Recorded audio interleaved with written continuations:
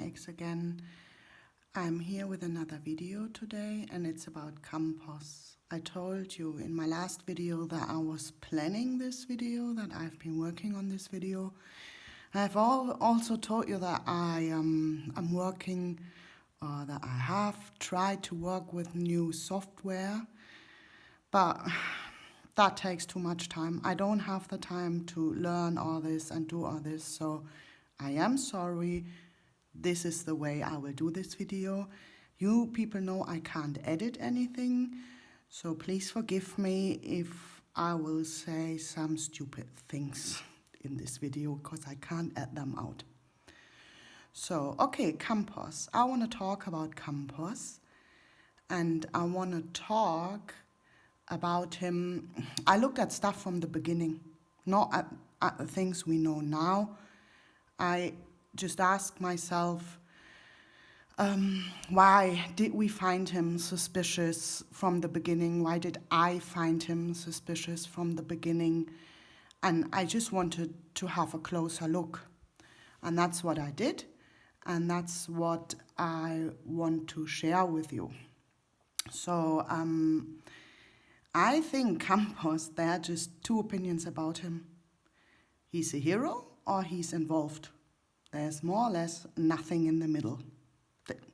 People think he has nothing to do with it and he's clean, and I think more people in this community think he's key, he's involved.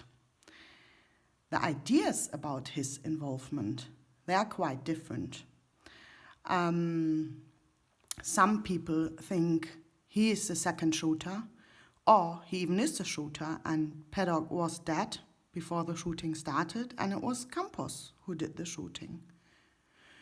Or they say he helped Paddock in any shape or form to prepare the attack. They were a team. And there you can go in a lot of different directions. Or MGM is involved, and Campos worked for MGM, and that's why he's involved. Or, and that fits for many, many theories out there, he was working or is working for a 3-letter agency, and that's why he is involved. And another thing is, he was not even there. He's a plant. Somebody just faked him in there. There are many more, but this is just to show you. I mean, I think most of you know that anyway, how many possibilities there are about his involvement. Okay, wait, what's next?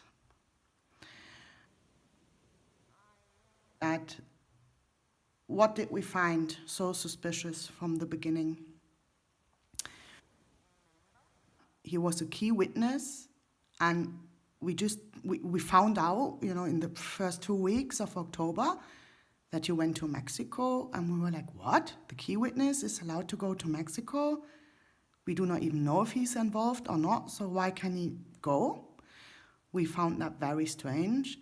And then he planned these 5 interviews, canceled them all, and only went on the Ellen show. We found that very strange as well. Then the security license. A lot of people were talking about him being in the USA illegally, and he didn't have a license, and these kind of things. And then also in the first 2 weeks, his timeline changed 3 times about when did he get shot.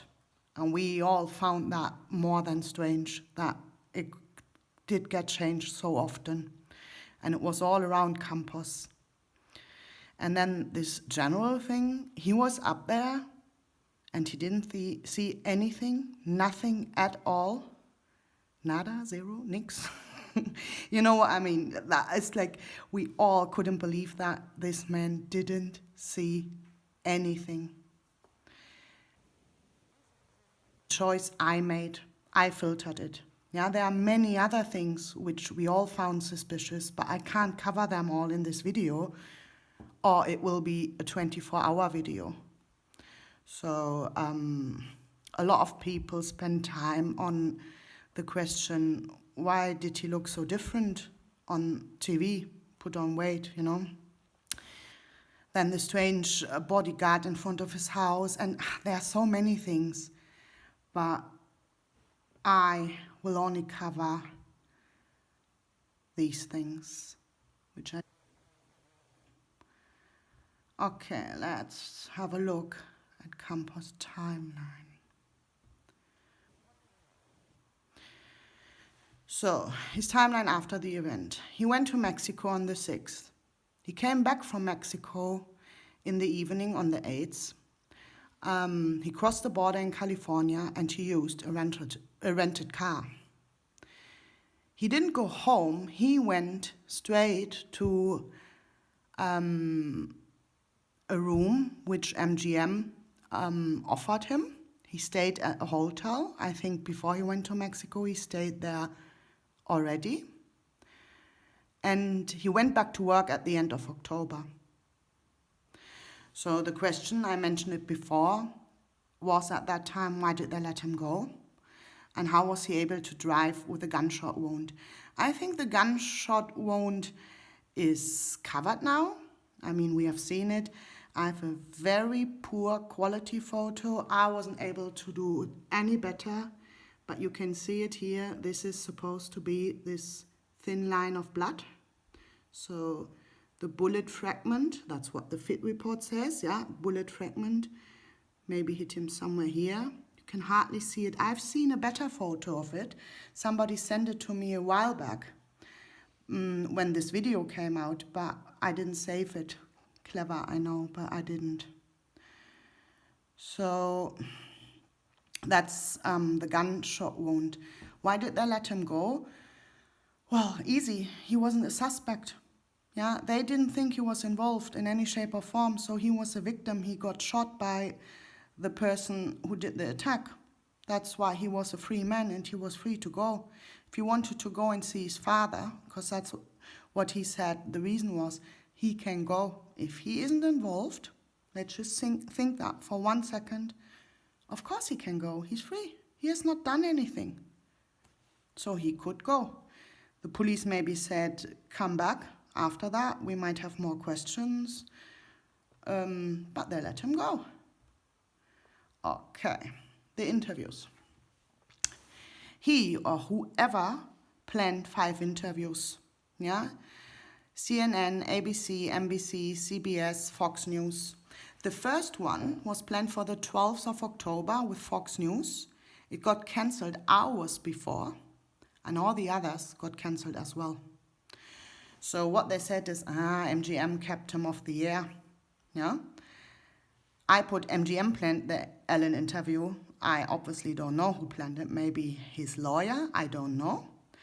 But that's the only interview he did, and it was on the 18th. The part was, why was that interview so bizarre? And why did Campos say no to all the money from the interviews? I don't know how much money he would have got, yeah, but if he is this low-paid security guard and he would have been on CNN, ABC, and 5 times on the big media channels, how much money would he have got? 25,000, 50,000, 100,000, 10,000? I don't know, but I'm sure it would have been a lot of money for him. So why did he say no? Yeah?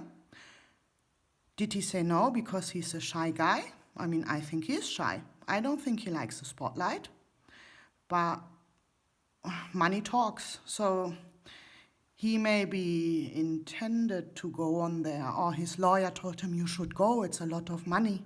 He might have felt uncomfortable, but decided to go because it's a lot of money. And then on the 12th, it got all cancelled, and 6 days later, he sits there with Alan and Chuck.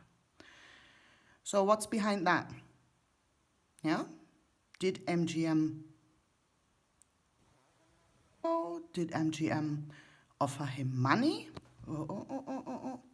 Did MGM offer him money for not going? Did he get 50,000 euro of MGM?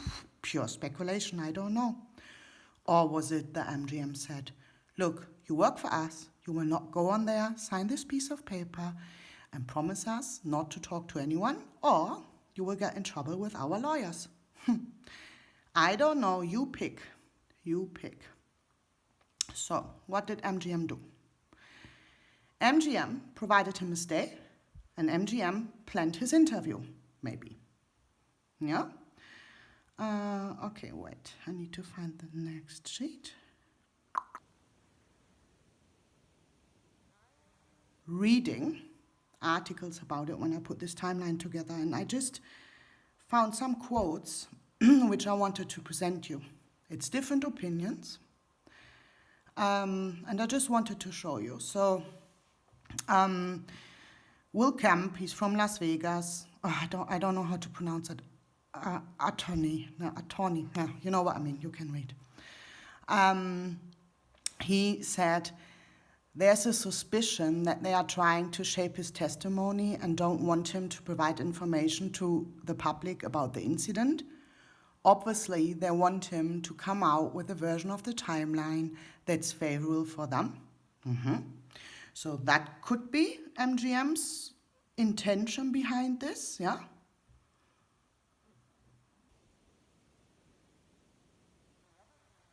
That's from Frank Flansburg. That's Jesus Campos' lawyer. Flansburg, by the way, is a German name. Burg means castle. It's a castle in the south. Pretty nice. You should come over, have a look at it. The quote. It's not about the castle, is it? So, he went from being a private citizen with no attention to suddenly being in the spotlight, and it was overwhelming while he was trying to recover from the tragedy.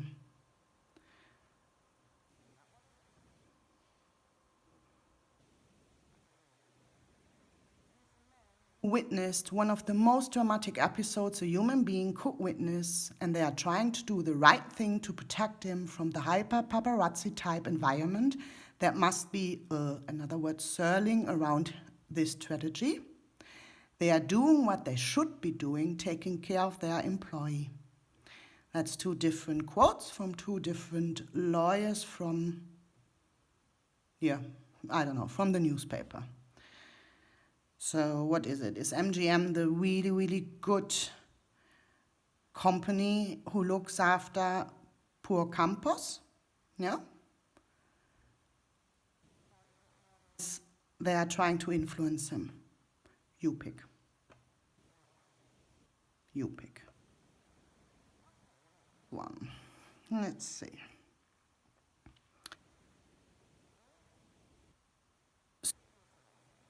Oh, that was a drama. I'm telling you, that is a drama still. I sit in Germany. I've never been in Nevada, so it was really hard for me to find out what it is. I obviously have heard all the things, yes, you need to have a license. No, he doesn't need to have a license. He did have a license. No, he didn't have a license. Okay, so I tell you what I know. There is this private investigators licensing board in Nevada, yeah?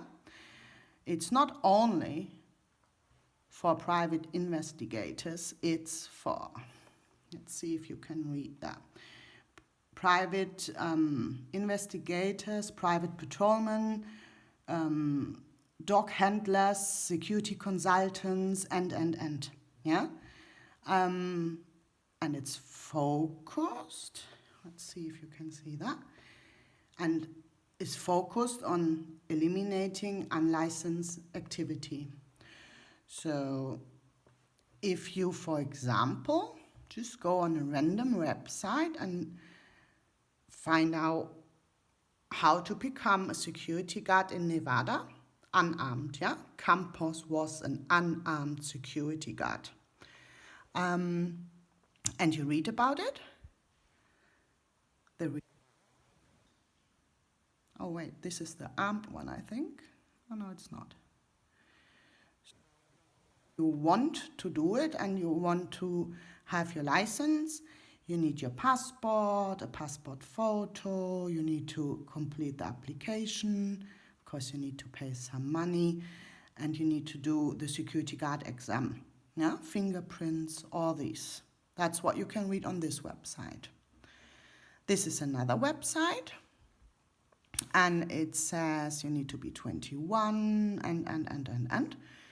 I found this bit a little bit interesting. Let me find it. Okay, it says that the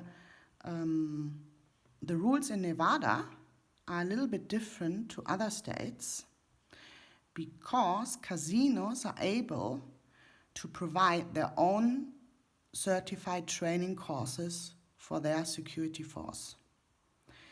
When an unarmed security guard works in a casino, they will also need to obtain a security license from the sheriff's office along with their Nevada state license. In either case, the qualifications will still need to be fulfilled. Right. The way I understand it is, even if you work for a private company, what MGM is, you need that license. Yeah? But I don't know if you work for a private company as a security guard and you have the license, if it still is necessary that you are in this board. Because what you can do here is you can do searches. Yeah?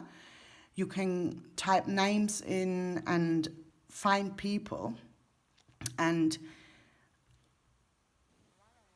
looking things up, I found this on Twitter. It's old. It's from the 10th of October. This is what you get when you go on that website, and that's what a guy did on the 10th of October, and he was looking for Campos. 3 campuses turned up. Them two, the last 2 ones, they are the same. By the way, I marked them names out. The license runs out once a year. You have to renew it. And that's what you get. So I did the same thing. But I typed in his full name, and they sent me an email with a PDF, and the PDF was empty. So what does that mean? Does that mean he doesn't have a security license, which I don't believe? Or does that mean he's not in that board? Yeah? It would be easy to find out if you would know other names from other security people from MGM resorts, and you put in their names and you could see if they show up, or even any private casinos. Are these people in this board? I don't know the answer. I just don't. Yeah. But what I do believe is, if he really, really, really didn't have a license that night, no work card, no license, or one or the other, I believe MGM could have sorted that within 2 minutes. It's 2 phone calls. These people are powerful. Yeah? So 2 hours later, they would have had the papers on their desk with a stamp and everything. That's what I personally believe. That's how my opinion is about this world. But anyway, in the newspaper, we could read that he went back to work at the end of October. Somebody told me he's still working for MGM. Do you people really think he's working there without a security license now? I don't think so. And I think this is the same answer with this, or is he here illegal? No, he's not illegal in the USA. I mean, if you can rent a car, if you can cross the border and come back, if you are part of the union, and you are not illegal in this country, not in this country actually, but in your country, yeah? That just doesn't come together. It's either or. So I believe he's legal in the USA, and if he really needs that license, yeah, and it looks like that, he will have it. And he might be in this board, or he might be not in that board. Okay, so I couldn't find the perfect answer on this, to be honest. I'm not 100% happy with it. Maybe you have more information, just let me know, I'm interested. Okay, next. I think this is one of the biggest issues, and for me the biggest reason why I looked at him suspicious from the beginning. All these timeline changes, yeah? So the original belief was Campos got shot after the shooting. Actually, he was the reason why Stephen Paddock stopped the shooting, yeah, because he appeared on the 32nd floor, so he's the hero. He stopped that shooting just by being there. That's what we got told at the very beginning, yeah. Campos got shot after the shooting stopped. Then on the 10th of October, so he has already been in Mexico and Lombardo said Campos got shot at 9:59, 6 minutes before the shooting. I have absolutely no idea why they would think that, but they did. That was a Monday, and on the Friday, same week, only 4 days later, on the 14th of October, they changed the timeline about Campos again and said, no, we were wrong both times. Campos got shot shortly after the shooting started, 40 seconds into the shooting. That was on the 14th of October, and they stick by that since then. Now in the fit, and I think most of us believe that. Okay, so what do I believe? What do I think about all this? I think, or I ask myself the question, what if they would have done it all different about Campos? If this wouldn't have happened, these 3 timeline changes. If they would have been more transparent. Do you 1.5 weeks when this footage of the security room in Mandalay Bay came out, there was this one officer, he said, oh, can we look at the stuff from before, from hours before? And that was 11 or 12 o'clock on the 1st. So he was already interested in looking at the timeline of stuff. So what do you think they have done on the 2nd, 3rd, 4th, 5th? They have gone through all the footage, the elevator and all the cameras. So I personally believe they have checked on Campos as well. They've checked when did he ring, when did he use that phone in the stairwell, when did he use his cell phone, when was he in the elevator. I mean, he was in this hotel for 40 minutes following these 5 hot sauces until he got to his last one on his list, which was 129 on the 32nd floor. And I'm sure they will have followed him around to see and confirm if he's telling the truth. And if they would have found that he has lied, they wouldn't have let him go to Mexico. But that's, of course, only interesting if you don't believe that he was working for a 3-letter agency and, yeah? Because then they would cover that up as well, of course. So anyway, I don't know if that helps you a little bit to just have a look at it, how it was at the beginning, and if the footage from the elevator, him in the elevator, the timeline would have been correct from the beginning, and they wouldn't have planned the 5 interviews, only that one. Maybe we would look at him different now. I don't believe that if he's not involved, that he has a chance to convince us now. I'm open to say, yes, it could be that he has absolutely nothing to do with it. It's just Campos, a low-paid security guard who was there that night and just did his job. Yeah. I could go with that now, but I absolutely couldn't at the beginning. Anyway, it's 24 minutes now. I'm done. Thanks for listening and have a good day. Bye-bye.